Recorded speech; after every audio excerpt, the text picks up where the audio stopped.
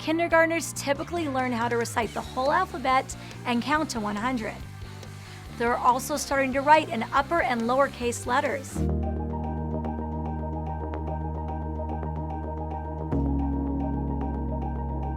Has your child started kindergarten? That's a big milestone, and you can expect lots of exciting changes. Hi, I'm Dr. Altmann. Going to kindergarten means your child is spending less time at home and more time at school. His teachers and peers will have a lot of influence on his development as he learns to navigate in a larger social realm.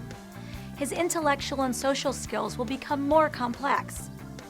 Don't be surprised if he starts asking, "What would happen if?" types of questions. Kindergartners typically learn how to recite the whole alphabet and count to 100. They're also starting to write in upper and lowercase letters. Kids' attention skills also improve. They can maintain focus on a project for a sustained period of time and even return to an activity after being interrupted. They're increasingly self-motivated too, and they're more focused on finding solutions to problems. Kindergartners are willing to attempt a wide range of new experiences, both on their own and with friends and adults. No doubt about it, this is an exciting time for you and your child.